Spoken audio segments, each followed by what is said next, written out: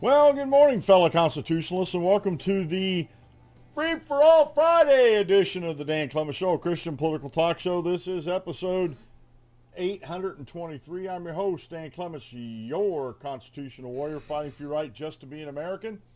It is June 16th in the year of our Lord 2017. We're a hyphen-free, PC-free zone. God is still in control, and he does love you. And I'm broadcasting live from the Hemlock Studios here in the beautiful central Susquehanna Valley, in the great Keystone State.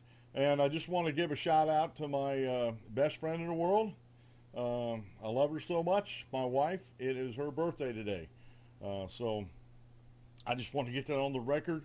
With everything that's been going on with me, I don't hardly get out of the house anymore because I'm doing show prep for the show in the mornings, and by the time the afternoon comes along, unless my wife drives me, I don't feel comfortable driving yet with everything that's going on with my medication and stuff. So that's where we're at with that. Now, hopefully the sounds are better today. For some reason, I have a Behringer 802 USB mixer. And it doesn't have an off and on switch, and I don't like that. And eventually I'm going to upgrade away from that because I don't like the power cord either. It looks like an old, like what your mouse and your, before USB was put, it looks like that. It's very flimsy. And so what I've been finding out for some reason, and this has only happened since that power surge, that if I crank up the volume to where I think I should be for recording, it like crosses over into my microphone and I get huge feedback or echo. Not feedback, but it echoes.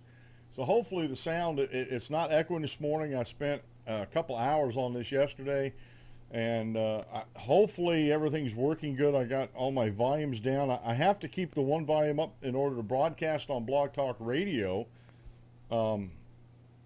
and also to use the audio on my desktop, the way I have everything rigged to go through my mixer. Maybe, and I've been trying to do some research on it, make sure I don't have my mixer set up wrong, but I don't think I do. But I could be wrong. I really could be wrong. So hopefully that's taken care of it. I do apologize for that. That's the problem with this one video I was doing. I was trying to edit out the sound. I was actually removing the sound, trying to take the echo out. It wasn't working. So I'm having to record a couple videos that I wanted to post up this week. I'm trying my best to try to post at least a short 5-minute video every day on top of the show. And it's not that I want to do it just to populate my channels on VidMe and also on YouTube. It is, there's things I got to say or I'd like to say, and I'd like to just single them out outside of the hour radio show that I do on BlogTalkRadio /Dan-Clemens, and also here on YouTube where I live broadcast my radio show. So I'm striving to get better. I'm striving to do more things. I'm learning more and more about electronics, more than I ever thought I would. Like I said, eventually, and mixers aren't that expensive.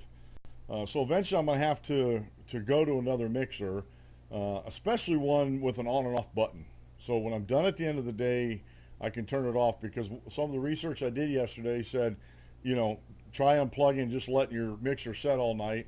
And if it has like a, I don't know why it would have an extra charge, but if it has some electricity that hasn't discharged yet, unplugging it overnight will totally, any type of electricity in the capacitors and stuff like that, or whatever's inside there, will dissipate. And it seems to be working fine this morning. I tried to get it to echo, and it wouldn't echo. So I'm just going to, even though I don't like to, I'm just going to start unplugging it at night.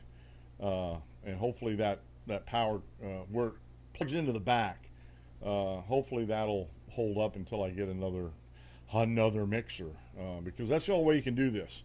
Well, I wouldn't say the only way, but it's the best way to do with a two computer setup is to have a mixer. And I've always had a mixer. Matter of fact, this is a Behringer 302 USB. And this was the original mixer I had on my desk when I first started broadcasting on Blog Talk Radio. I didn't need much for that. It has a XLR input on it, and it has a couple, it has a mic, the line for the USB, the master here, here's the line, here's the mic controls, and it has some other connections up here. And it's also, it hooks up to USB. There's no other power, it just hooks in USB.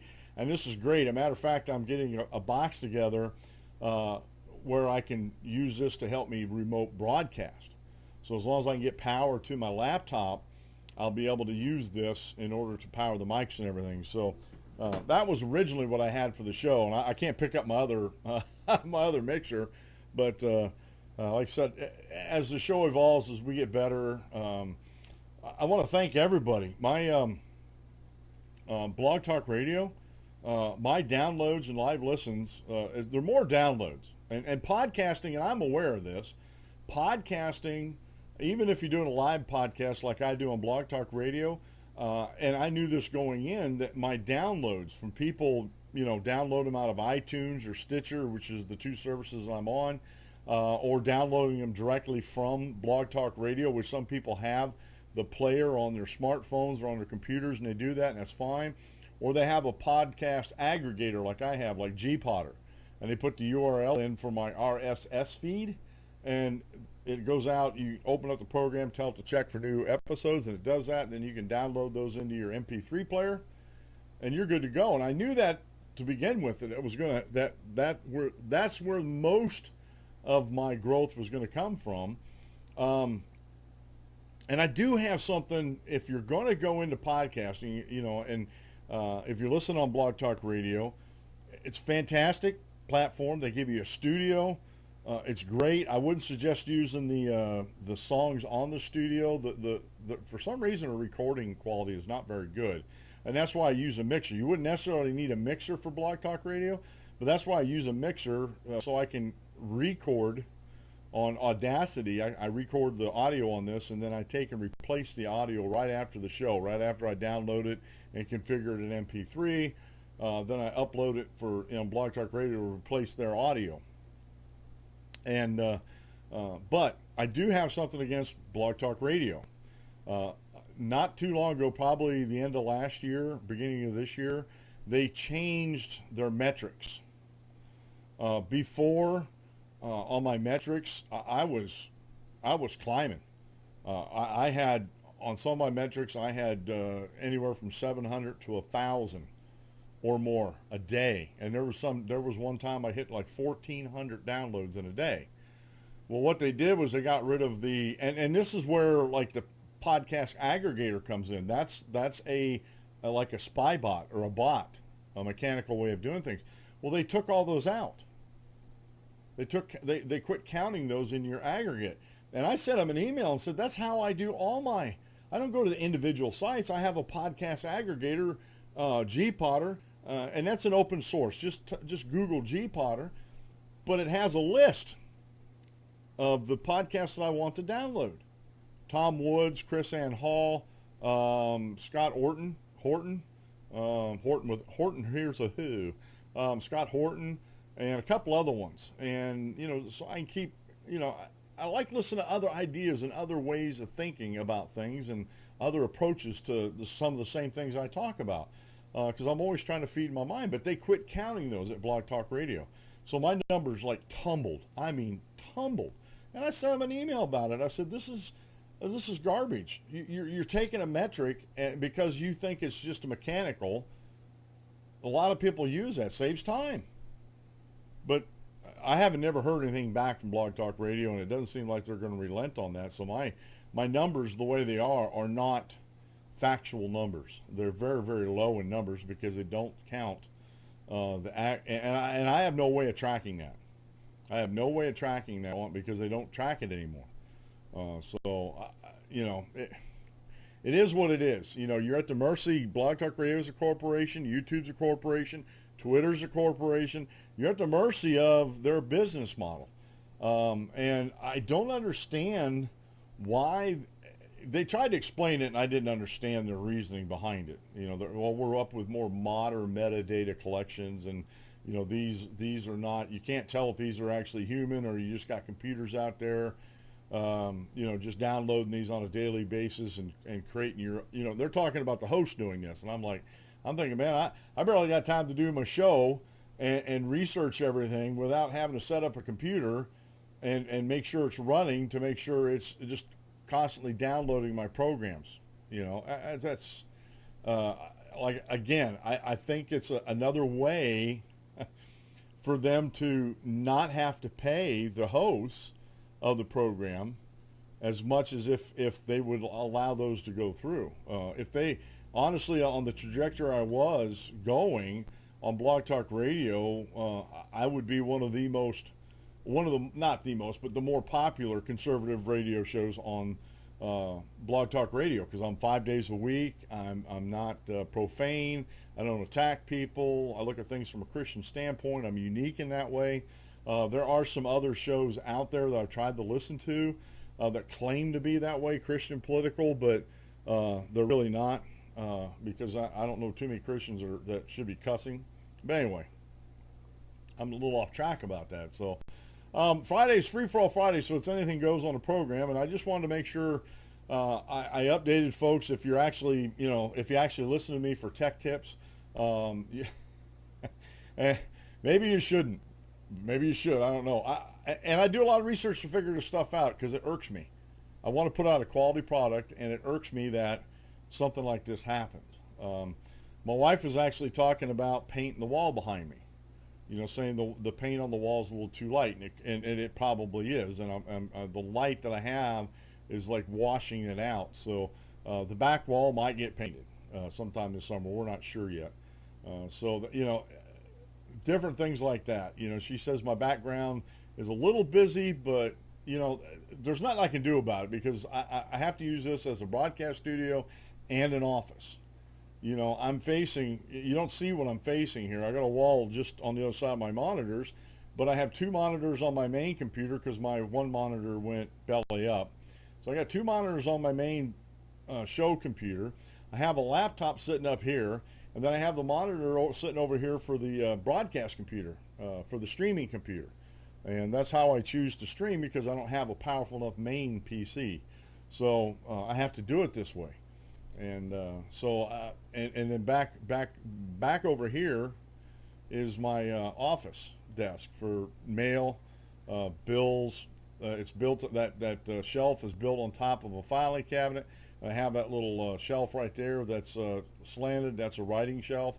I stand over there. I do a lot of standing when I do my office work in that because that helps me, maintain my physique, my manly shape here. All right, a couple of things, and we're going to get into the show real quick here. Are you the handyman around the house? Do you fix the lawnmowers? Do you fix the power equipment, pressure washer, whatever? Refrigerator breaks down. Do you fix that? Minor stuff on it, outside of the Freon and that. Our ice maker wasn't working right in our refrigerator, and it needed a new water valve that hooked in to the sensors for the ice maker, and that was a bad valve. So I put a new one in, and it worked. And matter of fact, I got that one. I did some research. I got that valve from Sears Part Direct, and I used the offer code 90055 and got 10% off on it. And it was real easy to put in. And I have a nice ice maker. I told my wife I really don't want to have another refrigerator without an ice maker in it. So if you're the handyman around the house, try to save yourselves some labor costs. Go to Sears Parts Direct. That anymore is starting to become my first stop for parts unless it's an emergency and I know I can get it locally. If it's not an emergency and I don't need it right away, I can go through Sears Parts Direct, save 10% by putting in the offer code, and have it within a couple days of them shipping. Today's Daily Bible reading comes from the book of Hebrews, chapter 6, verses 17 through 20. This is always in the New King James Version. Thus God, determining to show more abundantly to the heirs of promise the immutability of his counsel, confirmed it by an oath, that by two immutable things in which it is impossible for God to lie, he might have strong consolation, who have fled for refuge to lay hold of the hope set before us. This hope we have as an anchor to the soul, both sure and steadfast, and which enters the presence behind the veil, where the forerunner has created for us, even Jesus, having become high priest forever according to the order of Melchizedek. In this part, in chapter 6 and following, 7, 8, 9, and 10, the Hebrew writer's laying out the argument for the Christians who used to be Jews, who came out of Judaism, put on Christ in baptism, and they got discouraged, so they were talking about going back into Judaism. And the book of Hebrews is written to these folks, telling them that there is no hope in Judaism. You know, there just isn't. And there's no other sacrifice for sin. Jesus is it. You know, and people take that out of that particular verse out of context. And what the Hebrew writer's telling them, you go back to Judaism, but there is no other Savior, because that's what the Jews were looking for. They didn't get physically saved as far as, you know, building a massive kingdom on this earth. Like they thought, and they didn't realize that it was a spiritual kingdom, and they refused to see that. And so there's Jews today that are still looking for the Messiah. And the Hebrew writer is telling these folks that there isn't going to be another Messiah. This Jesus Christ was it. You missed the boat if you missed him, and there's not going to be another sacrifice for sins. That's already been made, and you've rejected that. Martin Luther has the quote meal for today. Our Lord has written the promise of the resurrection not in words alone, but in every leaf in springtime. I love springtime. I like fall too, but I like springtime. The short Bible lesson today, I think, is a good one. I read over it. It's a really good one by Wes McAdams over at radicallychristian.com. And why it's good to say I think when studying the Bible. And he goes through and he talks about it a little bit.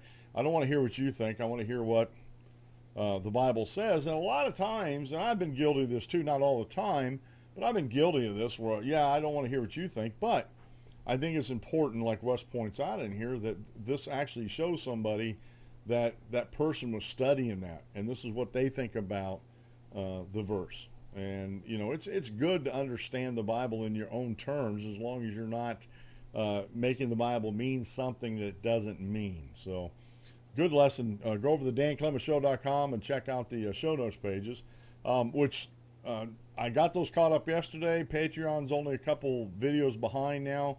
I'm going to get everything caught up today, Lord willing, knock on wood, that I'm going to keep everything up. I'm going to try to get that video out later today or tomorrow, or the two videos I had previously made up.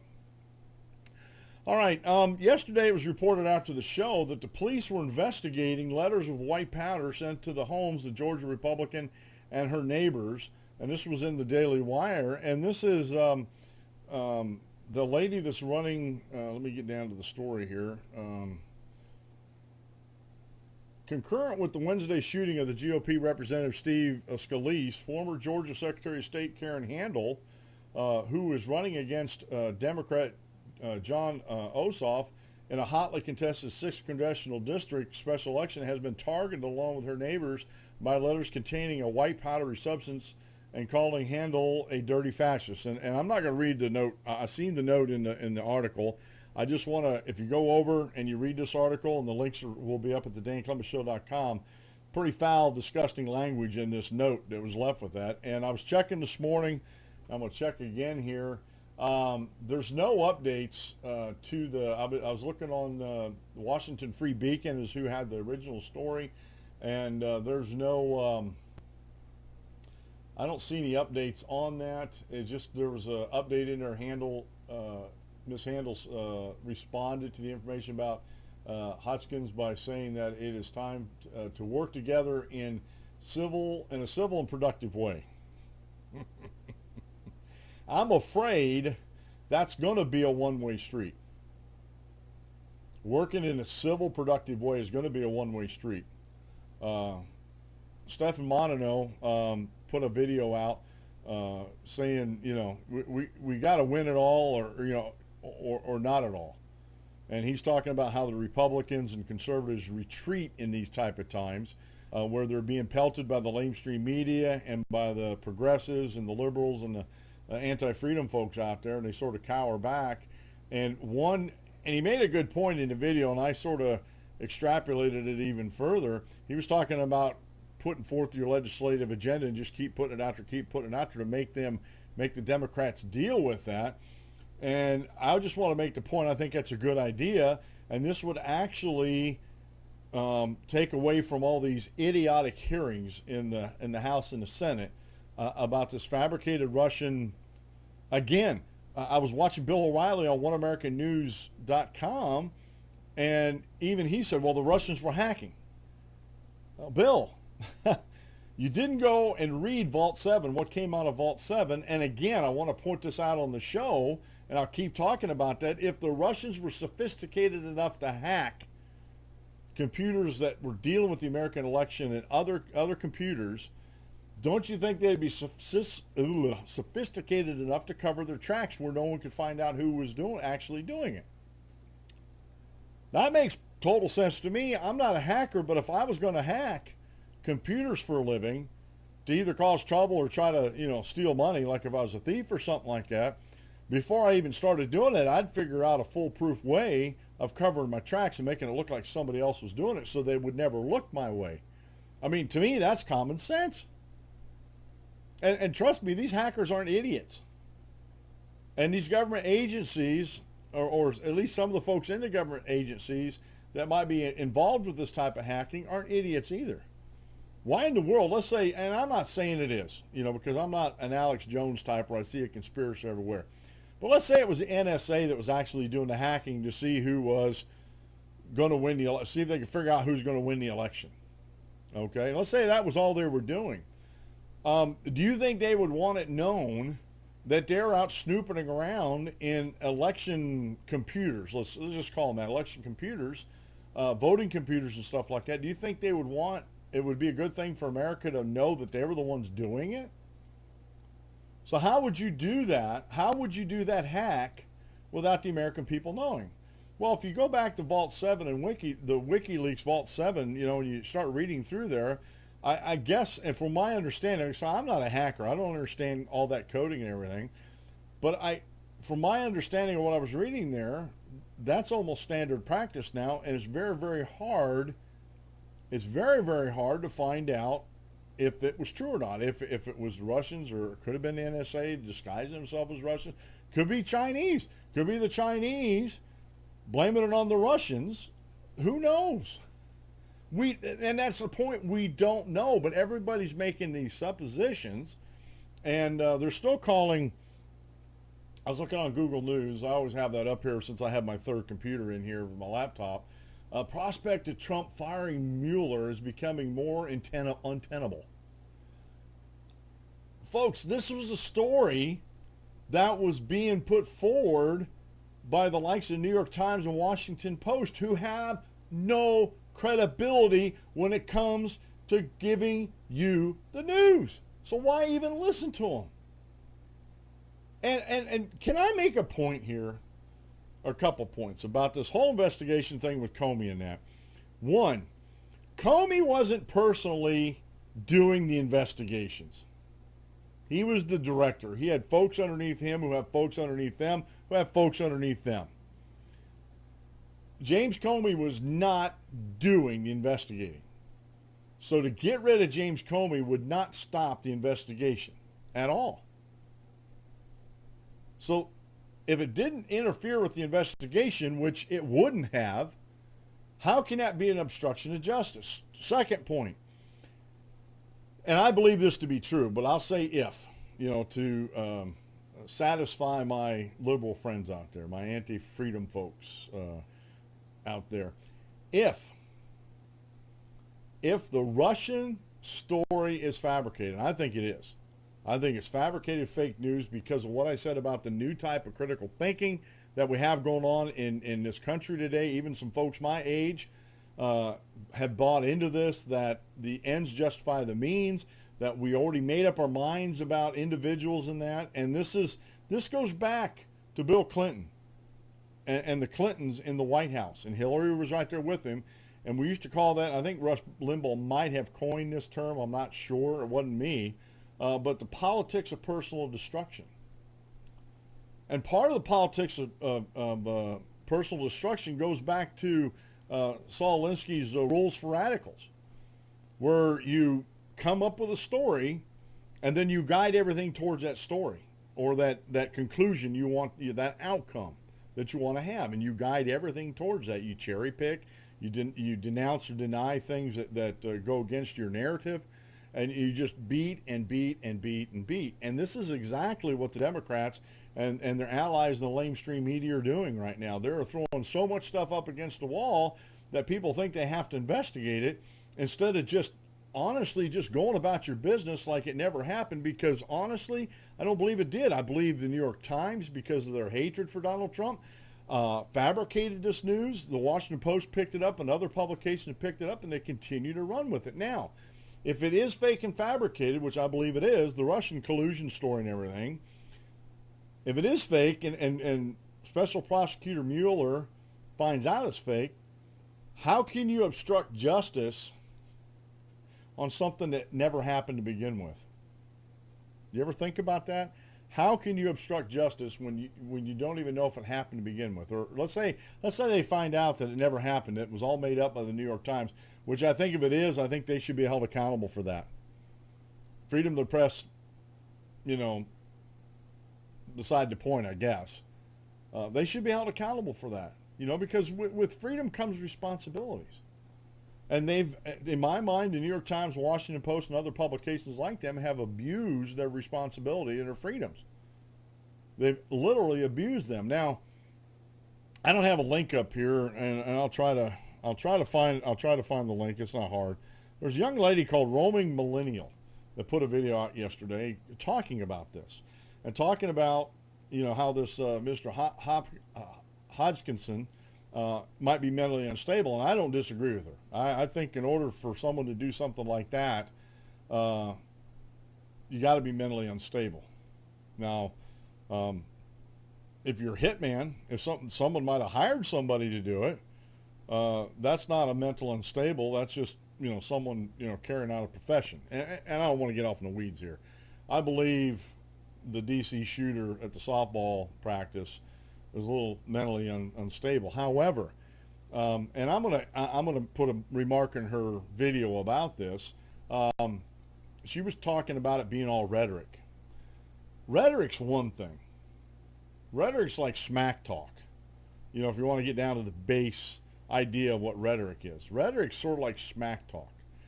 What's been happening here in the country since before the election, since Donald Trump actually got the nomination and before, this has been a concerted effort by the lamestream media, by the Democrats, by the anti-freedom groups, by the progressives in this country, including Bernie Sanders.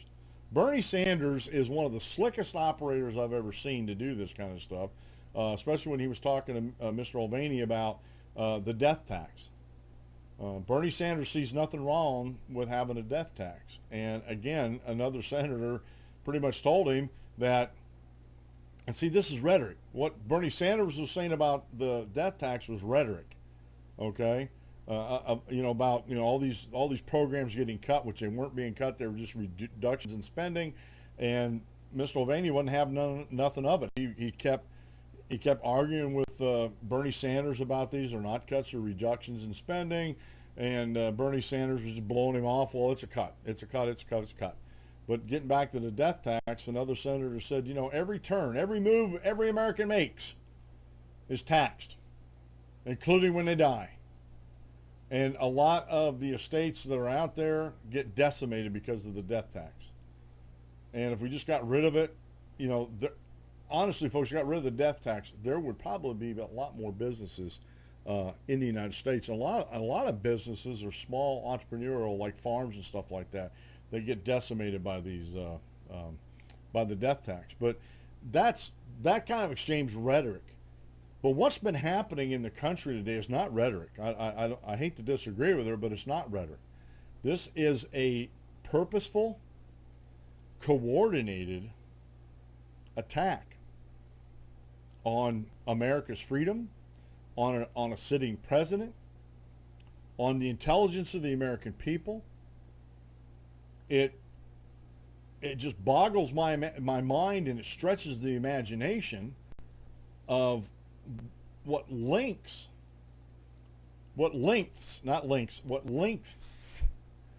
these folks are willing to go to destroy America. And that's exactly what they're doing. Now, me saying they want to destroy America, that's rhetoric. Okay? Now, maybe they don't want to destroy America. Maybe they just want to control it. But in controlling America the way they want to control it would destroy America and everything it stands for. The freedoms and liberties that were so hard fought in the Revolutionary War and have been protected throughout our history. Not all wars we fought were to protect our freedoms. I'm sorry to tell some folks out there, especially the warmongers, but enough of them were.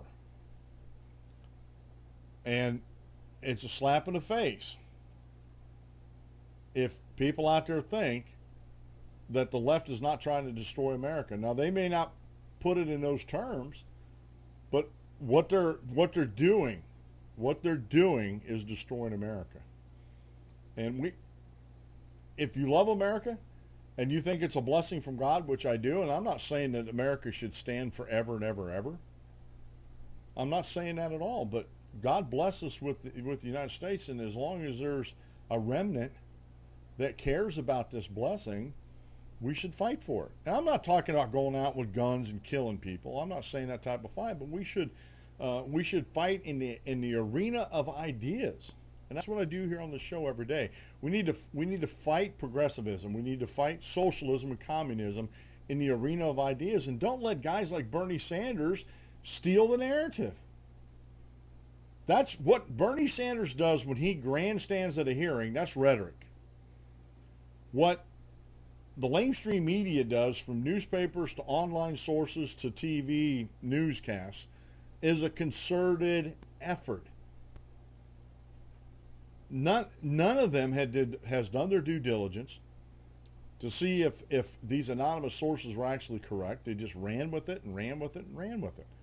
And when during the James Comey testimony, when it looked like the Russian collusion thing was just a dead end, the next thing I heard about was, well, President Trump's going to start pardoning folks if people get indicted for the Russian stuff. What? If President Trump doesn't believe that there's any Russian collusion, why would he even start to think about pardoning people? You know, then the next one. He's going to fire Special Prosecutor Mueller. The way the statute's set up, he can't. He can't. And A.G. Rosenstein said he couldn't. And, you know, I guess a sitting president can do anything he wants, but I think it would be political suicide for him to do that. And I don't think President Trump's that stupid. I really don't. So we have this whole situation that's been building up for months and months and months. We have the shooting at the softball game. We have folks over at the Huffington Post. Well, more guns isn't the answer. And it's to me, it's a puff piece. It really is. These people over there at the Huffington Post, like I said, this is by Nick Wing. The solution to America's gun violence isn't more guns. And he posted this on the 15th, yesterday.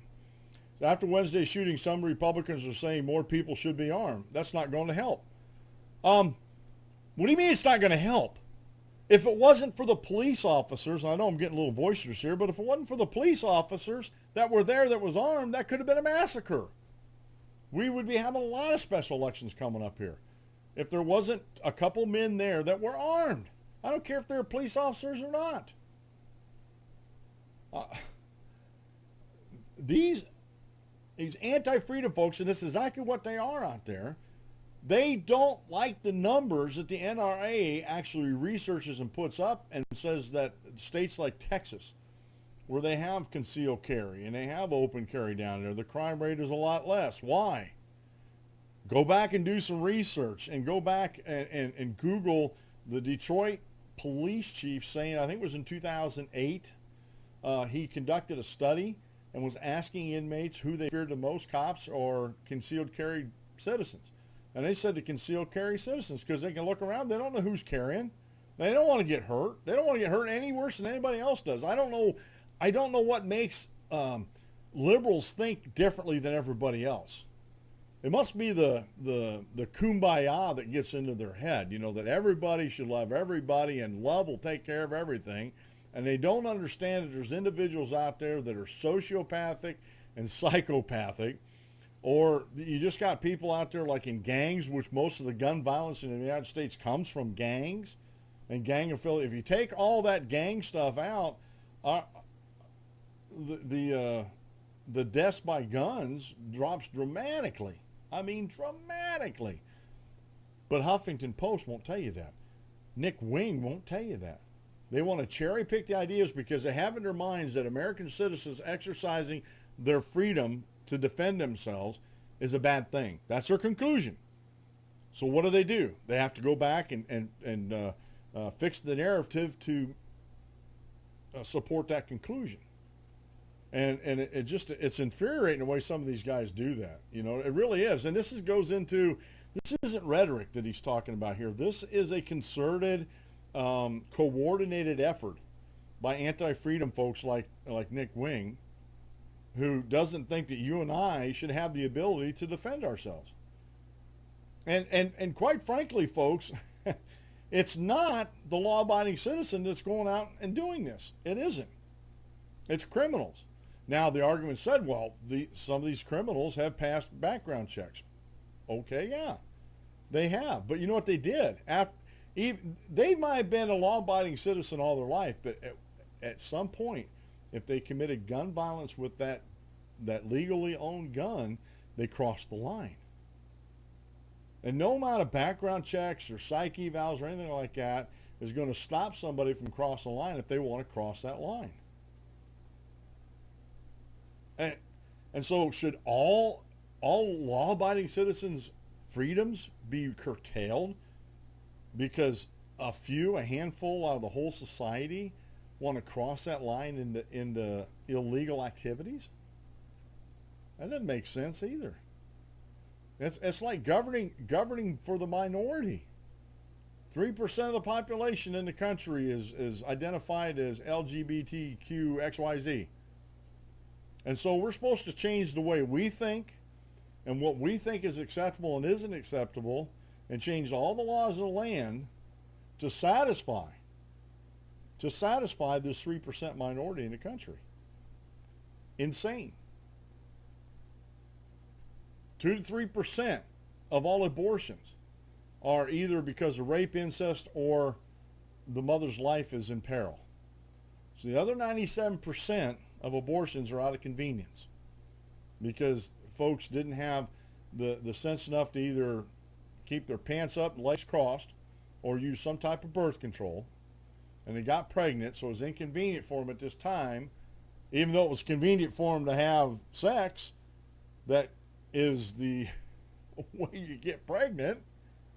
It was convenient for them to have sex, but it's inconvenient to deal with the consequences of that.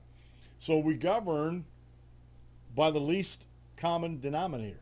We govern by that 3%.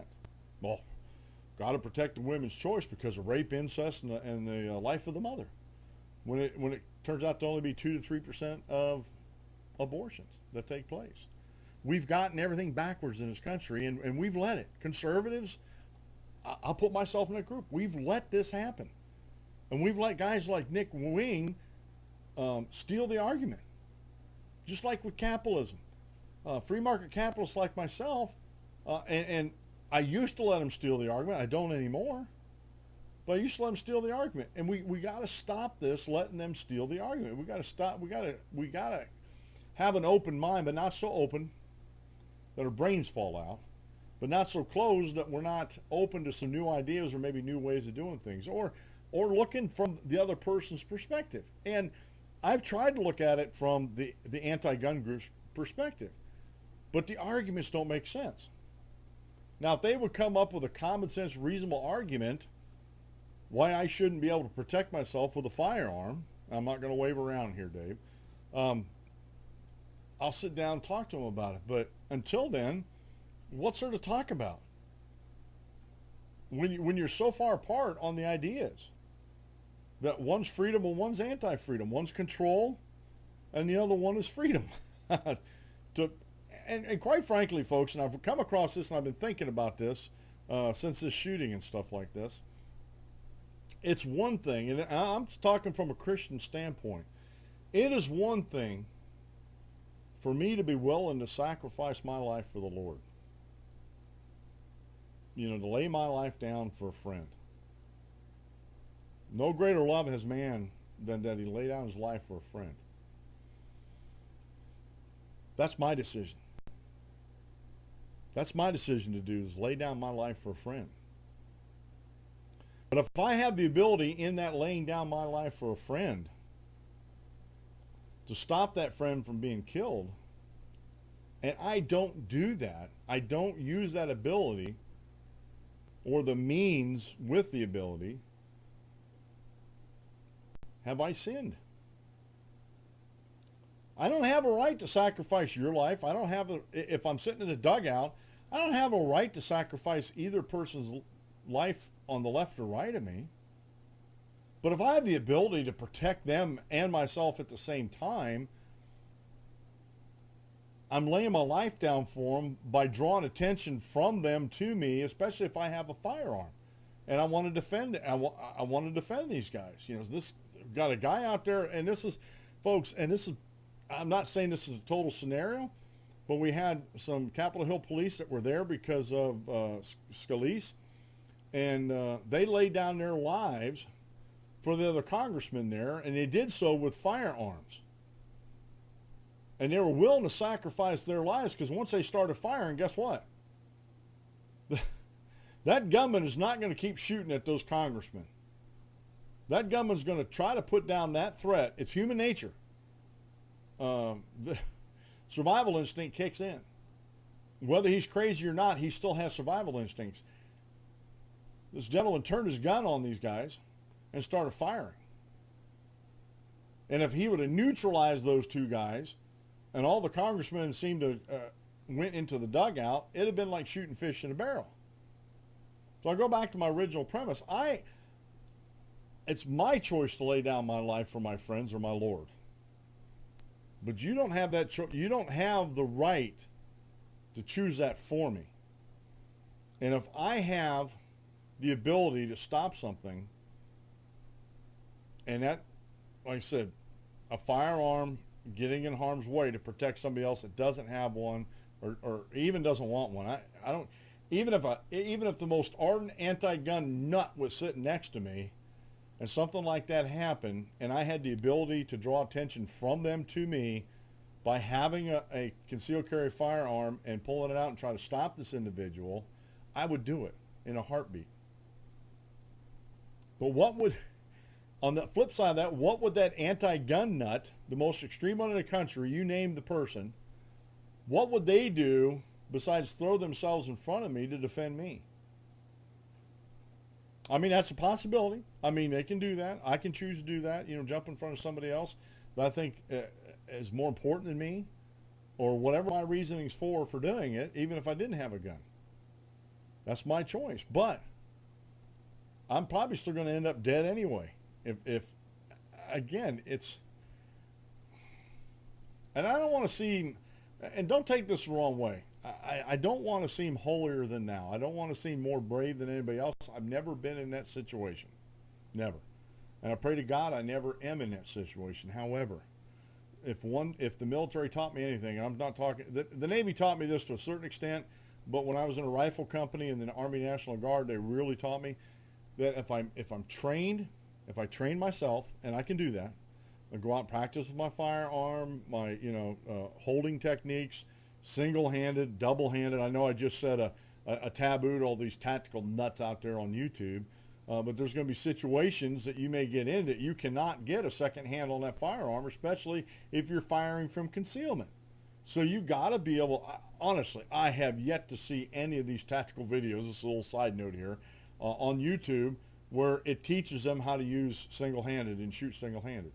Some of them mention it, but most of them have this two-handed thing out there. I don't want to get too far afield, but you have to practice, and you have to know your weapon, you have to know your surroundings, you have to have spatial awareness, you have to have situational awareness.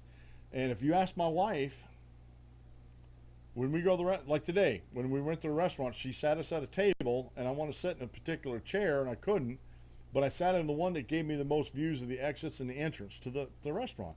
I do that on purpose. It's called situational awareness. Now, am I expecting trouble? No, I'm not expecting trouble. Am I ready if trouble comes along? That's the other side of the coin there.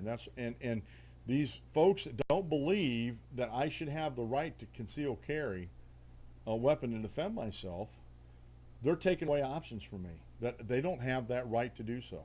They absolutely do not have the right to take those tools away from me and those options away from me. So, but this whole thing, I was looking through here, let's see here. Well, there's a story by Brent Bozell and Tim Graham posted today on CNS News, decades of blaming violence on the right. Now, I remember back Oklahoma City bombing, Brian Gumbel, and it's in the story here, he just refreshed my memory about this, was blaming Rush Limbaugh and other conservative talk radio hosts as hate mongers and spewing all this hate. And I don't recall, I could be wrong, but I got a fairly decent memory still. I don't recall Rush Limbaugh telling people to go out and kill other people because they disagree with him politically. Rush Limbaugh was and still is a man that wants to debate these things in the arena of ideas.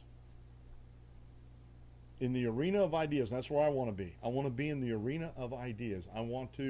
You bring your ideas, I bring my ideas, and if we have to go 15 rounds, we'll go 15 rounds. But we can do it with love, kindness, and gentleness. Sometimes we might get a little testy because we don't think somebody else is listening to our points or want to accept our points. And, that's okay. That's part of the debate. But in the end, two opposing ideologies cannot be correct. One's got to be right, one's got to be wrong, period. End of sentence, move on to the next paragraph. But too many times in our society, and I have some friends that know better than to say this to me, well, we'll just agree to disagree. Let's step outside for a second. Let's get private here. Let's go into a room somewhere and sit down and talk about that, because I don't agree to disagree. Are there gray areas in life? Absolutely, there's gray areas in life. But it's been my experience that those gray areas are caused because of these agree to disagree type situations. Either an idea or proposition is right, or either it's wrong. It can't both be right, it can't both be wrong. One has to be superior to the other. That's why we debate things. That's why we research things. If you want to watch somebody that does a good job at debating and is well researched, go to Apologetics Press and look up Kyle Butt. B-U-T-T, Kyle Butt. I've watched plenty of debates in my lifetime. This young man here, and I call him young man because he is younger than me, when he gets ready for debate, this young man gets ready for debate. He studies. He reads books if his opponent has books that he's written. He reads them. He makes notes.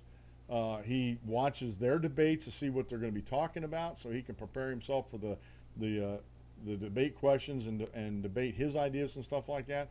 And folks, that's where we need to be with this. We are so far away from the arena of ideas. And I honestly, as a conservative, as a constitutional conservative, I believe I'm standing in the ring. I want people to bring their ideas to me. I want to sit down and talk with these folks about their ideas and air out my thoughts, wants, needs, and desires, whatever they are, when it comes to a political idea, religious idea, whatever. But I see what's happening in our country today is we have so much violence being perpetrated by the left. And not, like I said, nothing against roaming millennials. She's a young lady, and I know because some of the videos I've watched with her, she can stand to be corrected. But it's not rhetoric that we're fighting here. It is a systematic attack on the freedoms and liberties in America by the lamestream media, by Democrats, and by their supporters.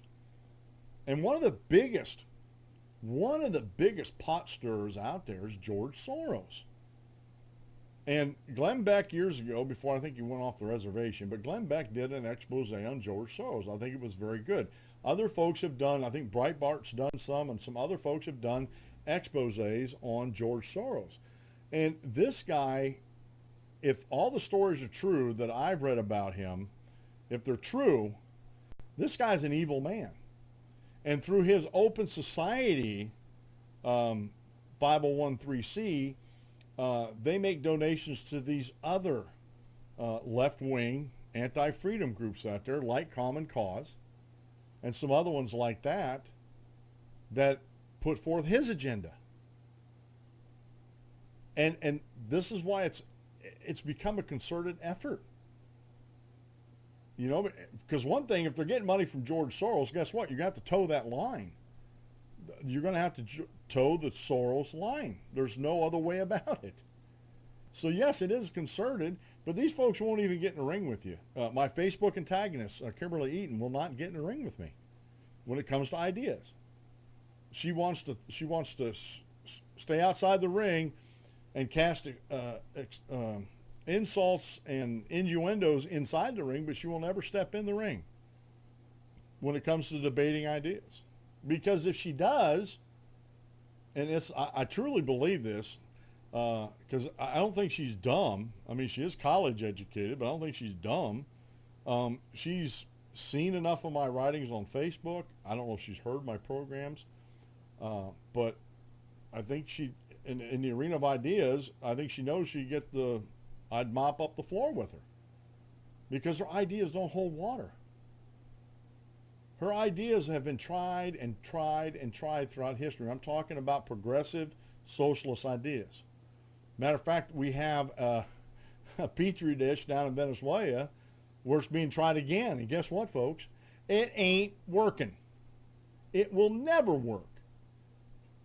In order for socialism and communism to work, you're going to have to do something with the American spirit. You're going to have to do something with the American idea of freedom and liberty, that every man and woman and child on the face of the earth are endowed by their creator with certain unalienable rights, that among these are life, liberty, and the pursuit of happiness. And government is formed to protect these rights. The government's not formed to grant these rights. And that's the problem with socialism and communism. That's the problem with secular humanism, progressives, anti-freedom groups in this country, because it's all about control. In order for them to have their socialistic utopia, they have to control everybody. They have to control outcomes. They have to control inputs. And I'm talking about the individuals. I'm not talking about businesses and being financially successful.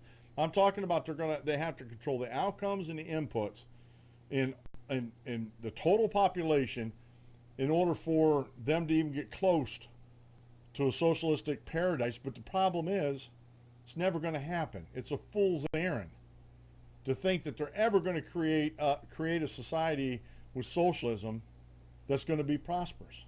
And I know they keep pointing back to the Nordic example, but if you look at the Nordic example, they haven't been that example for years. They've been market-driven economies for years and years and years now, because they tried the socialist path and it didn't work. And they're actually dismantling the welfare state over in those countries, but they don't point to that. Bernie Sanders and his followers never point to that. Oh, let's see here. Oh, yeah, we got a couple more minutes here. Everybody knows about, I have a good article in here about this. Everybody knows about the vote down in Puerto Rico, or hopefully everybody knows that they voted for statehood. And I don't want to get into the weeds on that. I talked about that earlier in the week. But I have a good article here over at investors.com, and this used to be called IBD editorial, and it asks a question here. I thought at first it was a joke. What do Illinois and bankrupt Puerto Rico have in common? You read that, you're like, all right, where's the punchline, right? Big bad government. Illinois is a welfare state. Puerto Rico is a welfare state. And they're never going to be prosperous unless they flip that around. Unless they become free market-driven economies. Illinois has lost so much business over the years, it's a wonder they got a tax base at all. Quite honest with you. And Puerto Rico has such a huge welfare state, they might as well be another Greece. They got more money going out than they got coming in. For the size population, 700,000 or something like that, maybe a little bit more than that. They're like $9 billion in debt. How does that work? And so is the United States taking on more debt by making Puerto Rico another state? Quite honestly, I think both of them need to be taken over by economic managers that know what the heck they're doing and know what free market capitalism is all about. And California is on its way to joining Illinois and Puerto Rico. Mark my words. If California does not change their ways and continues down the path financially that they're going and politically that they're going, they're going to be no better off than Puerto Rico or Illinois. And I've said this before, and this is one of the things I think we should do in the Convention of the States, is put in a constitutional amendment that the federal government cannot bail out states. Period. Cannot bail them out. Why should taxpayers from Pennsylvania and their money that's collected from the federal government, why should that go to California or Illinois or Puerto Rico to bail them out when they were doing all these bad decisions to begin with? Doesn't make sense to me at all. Let's see if there's anything else of interest in all these stories and more are over on the DanClementShow.com and the show notes page for episode 823. Ken Starr says can't pin obstruction on Trump. Again, if there's no Russian collusion, then there's no obstruction of justice. If there's no basis for the Russian collusion, there's no basis for the obstruction. Ron Paul has a really good statement, and I won't read it, but it's up there. I got a link there about the recent rate hike at the Fed. And I'm not a big fan of the Fed. I think it's unconstitutional. The federal government has no constitutional authority to even charter a Federal Reserve. And that's a huge constitutional argument that's been raging for years. And honestly, I think we could do better by just getting rid of the Fed and using it as a clearinghouse and let the market set the interest rates and everything else that are going on up there. Where is that story? Well, there's another one over from Investment Business Daily about universal basic idiocy, talking about the universal income. And that's a good article to read about. I think too many people are buying into that it's welfare. It's not, the basic minimum income is welfare, and it's not going to do anybody any good. Now, I did have, ZeroHedge.com, one of my favorite financial sites. It's confirmed without government subsidies, Tesla sales implode. And I've said this for a long, long time, that Tesla has been and always will continue to be a rent seeker. And a rent seeker takes government money and uses it to bolster up its company, because Tesla can't stand on its own. And it's a good article. Go read this. We might talk about this on Monday, but you hear the music there. This has been the Dan Clements Show. I'm your host, Dan Clements, your constitutional warrior. Remember, if you aim at nothing, you hit it every time. Have a great rest of the day, and God bless. And remember, on Sunday, attend a church of God's choice, not your choice. Have a great weekend, folks. Have a great Father's Day on Sunday for all you fathers out there. We'll see you Monday at noon. God bless, and we'll see you then.